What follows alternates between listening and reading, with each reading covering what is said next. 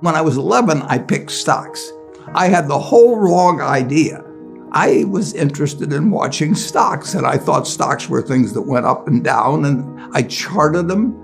I read books on technical analysis. I read Edwards and McGee. I think that was the classic then. Hundreds and hundreds of pages. And I read that whole thing over and over again. I read everything. And I thought the first 8 years, I thought the important thing was to predict what a stock would do and predict the stock market. And then I read Ben Graham, when I was 19 or 20. And I realized that I was doing it exactly the wrong way, but it didn't hurt that I had that background and everything.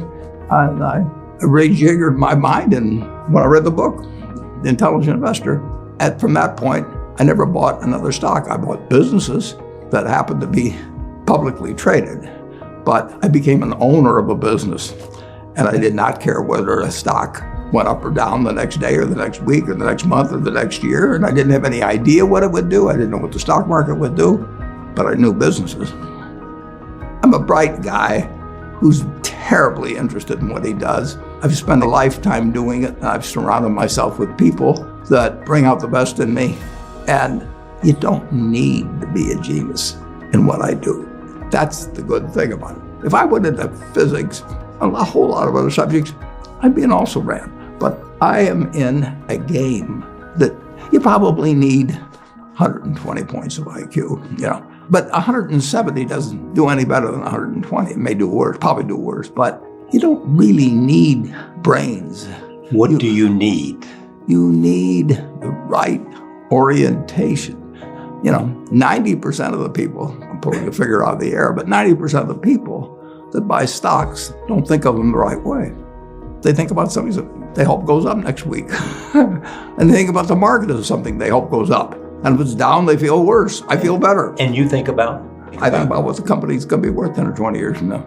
And I hope it goes down when I buy it, because I'll buy more. I try to keep my competitive spirit in a game where I can win. I do know this. When I want to do something, I always want to do it big. I put my whole net worth in City Service Preferred, $114.75. And I've never, since that day, in March 11th, 1942, I have never had less than 80% of my money in American business. You can call them stocks. Or equities. But I see them as American business.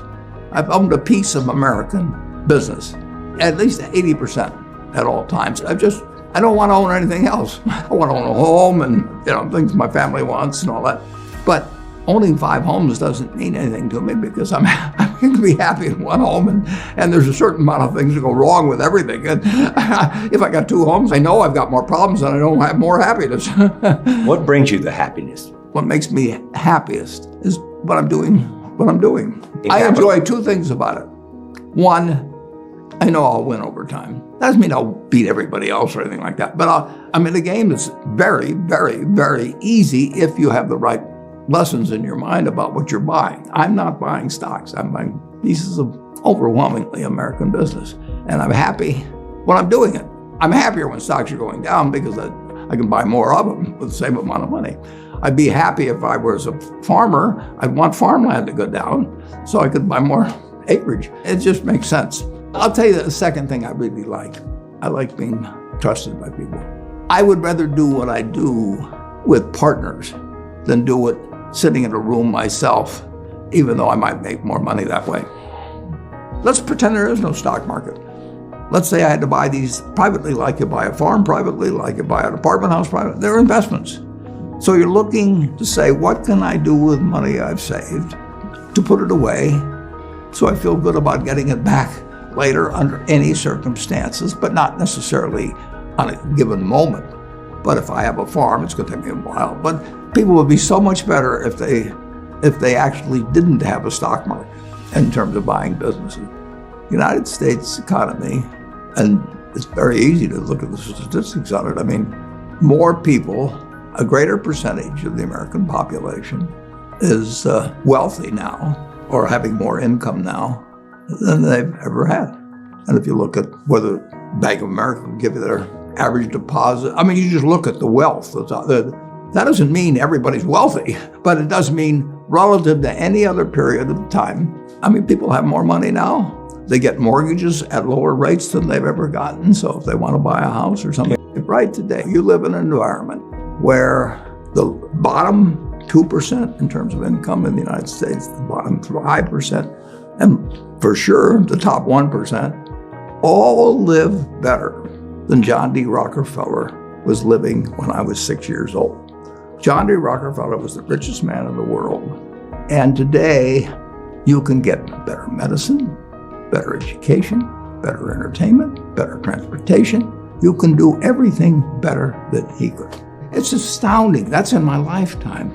If you wanted to watch a football game, he still had to go there. And I can sit there with this big screen, and they keep showing me the replay, so that explaining to me what happened and everything. And maybe everybody doesn't have a screen as big as mine, but damn near everybody has a screen or an iPhone or a computer or access to one. And they have access. When I was born, the dentist didn't use Novocaine. So there has been progress, obviously. Oh, And nowhere more than in the United States. there's no country that's done what our country's done. If you go back 3 of my lifetimes, you're looking at less than 1% of the world's population, closer to half of 1%, are sitting in this land. They don't work harder than people in all the rest of the world. I mean, in terms of hours of unpleasant labor, everybody's got hours of unpleasant labor in those days practically.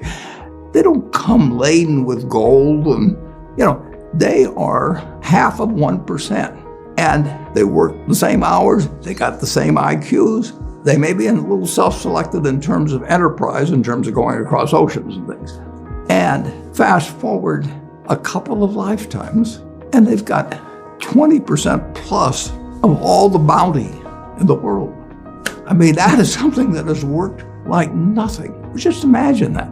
If you've gone to anybody, Constitutional Congress, in 1789, if you go to any one of the representatives there, and you said, I want to tell you what this place is going to look like, in 3 more of your lifetimes, your great-great-grandchildren are going to be flying in the skies, they're going to be watching sports all over the world, they're going to be entertained, their medicine. They'd have held you off to a lunatic society of what he's doing. He's getting 50 cars and he's getting a whole bunch of little claim checks.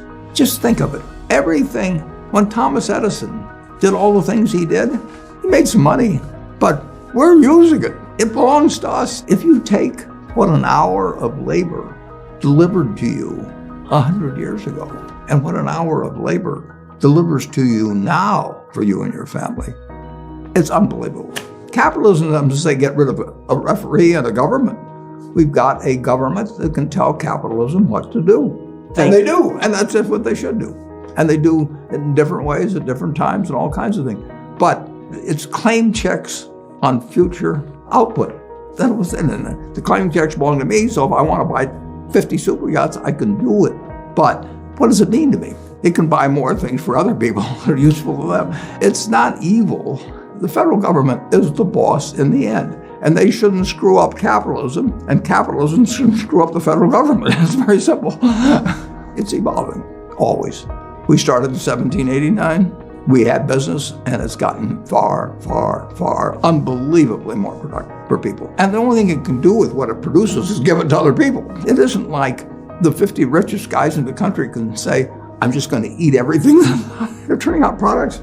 iPhone that I have, which I'm probably the least capable guy in the world of working with it, but it makes life better. But that comes with government. So far, we've got the best system. We've got a better system than we used to have, and we'll have a better system 50 years from now. Why are you so sure? Well, I've seen 91 years of it. I've never seen a period where I didn't believe that. Not every aspect. We can go backwards in some. No, it's not. But it's unbelievable what has happened. I mean, just think of it. We've had a civil war. We've had a Great Depression. We've had all these things. Pandemics. Yeah, I'll guarantee you we'll have something, next year and the year after and the year after. But in a herky-jerky but dramatic matter, business moves forward, government moves forward, more important, people move forward.